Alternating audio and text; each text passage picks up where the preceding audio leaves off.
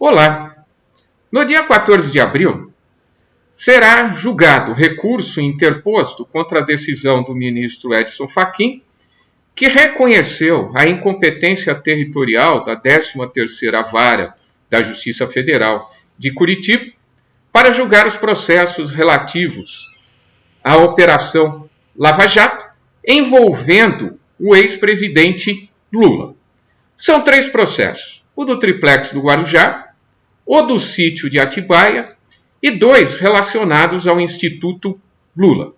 O ministro Edson Fachin, monocraticamente, ao julgar embargos de declaração em habeas corpus, entendeu por reconhecer a incompetência, ou seja, não era competente para julgar esses processos a 13ª Vara da Justiça Federal de Curitiba, porque, segundo eles, não havia relação direta entre o recebimento da propina com as fraudes existentes em licitações, contratos atinentes à empresa Petrobras. Muito embora, segundo ele, havia essa relação no que diz respeito a 2 refinarias, mas também a outros organismos, outros órgãos do Brasil, entidades estatais brasileiras.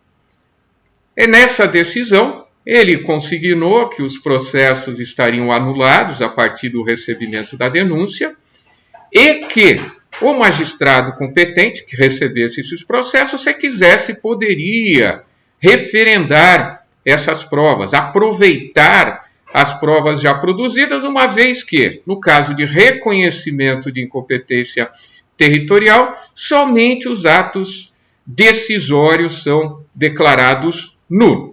Fachin mandou o julgamento a plenário, no caso de existência de recurso, e também deu por prejudicados habeas corpus em que era arguida a suspeição do ministro Sérgio Moro relativos aos processos em que havia participação, em que o ex-presidente Lula era acusado. São 3 cenários que eu vislumbro no julgamento desse recurso da Procuradoria-Geral da República. Mas antes de ser analisado o mérito desse recurso, uma preliminar fatalmente terá de ser apreciada, porque Fachin submeteu ao plenário o julgamento do recurso. E há uma jurisprudência, há um entendimento, pelo menos da 2ª turma, um entendimento prevalente, de que, iniciado o processo, o relator não pode mandar o julgamento ao plenário, ou seja, de ser analisado pelo plenário eventual recurso. Então, essa questão vai ter de ser decidida antes da análise do mérito. No que tange ao mérito, eu vislumbro 3 cenários possíveis. Primeiro deles, o recurso ser julgado improcedente, ser desprovido o recurso. No caso de desprovimento total do recurso, a decisão do ministro Edson Fachin é mantida em toto, na sua integralidade. Ele reconheceu a incompetência territorial da 13ª Vara da Justiça Federal de Curitiba e determinou a redistribuição dos processos para uma das varas de Brasília. Também determinou que essa nulidade ocorresse a partir do recebimento da denúncia e que, se o magistrado quisesse, poderia aproveitar as provas já produzidas. Nessa hipótese, caso o magistrado assim entenda, ele vai receber a denúncia e pode aproveitar essas provas, esses atos de instrução que já foram realizados, uma vez que somente os atos decisórios são declarados nulos no caso de incompetência territorial, haja vista que a nulidade é relativa. Caso o magistrado assim proceda, ele já pode receber a denúncia, partir para as alegações finais e prolatar a sentença, daí o processo prossegue normalmente. E nessa hipótese, aqueles habeas corpus em que foram arguidas a suspeição do ministro Sérgio Moro são considerados prejudicados, inclusive esse que julgou o ministro Sérgio Moro suspeito. Pode ser também que o plenário entenda que, como já houve julgamento nesse caso, a decisão dele que determina ficam prejudicados os habeas corpus sejam referentes apenas aos demais processos, o sítio de Atibaia e os referentes ao Instituto Lula. Isso vai depender do plenário. Segunda hipótese, pode ser que o recurso seja julgado parcialmente procedente, seja provido parcialmente. Nessa hipótese, o plenário pode entender que realmente a 13ª Vara era incompetente territorialmente, só que a arguição de suspeição, feita em outros habeas corpus, não fica prejudicada. Nessa hipótese, como o triplex do Guarujá, processo já foi declarado nulo, continua nulo. As provas são totalmente perdidas, que no caso de suspeição elas não podem ser aproveitadas. Os demais casos continuam também nulos, mas as provas podem ser aproveitadas a partir do recebimento da denúncia, já que somente os atos decisórios são anulados. A terceira hipótese é ser dado total provimento ao recurso da Procuradoria-Geral da República. Nesta hipótese, o que ocorre? O processo do triplex do Guarujá já foi julgado, já foi reconhecida a suspeição do então juiz Sérgio Moro.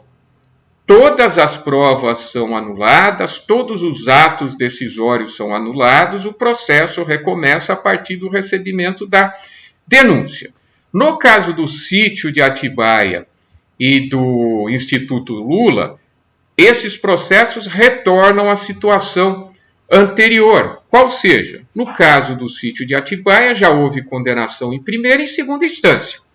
Isso implica que Lula volta a ser inelegível ao recurso no Superior Tribunal de Justiça que impugna a decisão, que argue várias preliminares e também pede que seja dado provimento para que seja absolvido. Isso vai ser julgado no Superior Tribunal de Justiça. Dois processos pertinentes ao Instituto Lula, eles estão suspensos. Houve um problema processual, eles estão suspensos, aguardando que esse problema seja solucionado. Portanto, são essas três hipóteses que podem acontecer. Foi impugnado, ou melhor, foi pedido pela defesa do ex-presidente Lula a extensão da decisão que reconheceu a suspeição do então juiz Sérgio Moro, também para o processo do sítio de Atibaia e para os processos referentes ao Instituto Lula. No meu modo de entender, não é possível essa extensão, porque a suspeição não se presume. A suspeição deve ser concretamente demonstrada. O que ocorreu para o triplex do Guarujá pode não ter ocorrido para os demais processos.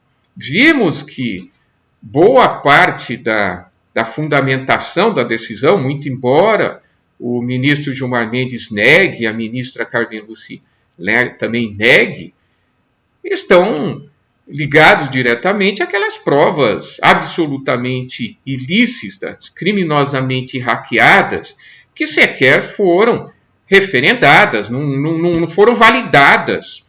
Não foi feita perícia nos aparelhos celulares, no emissor, no receptor, para saber se essas mensagens não foram montadas, não foram editadas ou foram retiradas do contexto. Então, tudo isso vai ter que ser reanalisado. Quando se argue a suspeição de um magistrado, de um membro do Ministério Público, isso é feito inicialmente em primeiro grau, é uma exceção, se chama exceção de suspeição. É uma ação desconstitutiva. O magistrado vai receber essa ação e vai dizer se reconhece suspeito ou não. Se ele reconhecer que ele é suspeito por algum motivo, amigo íntimo das partes, ter interesse no processo, ele remete para o seu substituto legal, e o substituto legal que vai dar andamento a esse processo, e todos os atos já praticados pelo juiz suspeito são considerados nulos. Se ele entende que não é suspeito, a parte que alegou vai ter de demonstrar. Se quer arrolar testemunhas, produzir prova, e esse processo, essa arguição, que é um processo, vai ser remetido para o tribunal competente, que vai julgar, para dizer se o magistrado é suspeito ou não. Se for reconhecida a suspeição dele, todos os atos são anulados, o processo volta a estaca zero. Se for reconhecido que ele não é suspeito, o processo toma o seu curso normal. Isso aconteceu no triplex do Guarujá e, pelo que eu saiba, também no sítio de Atibaia.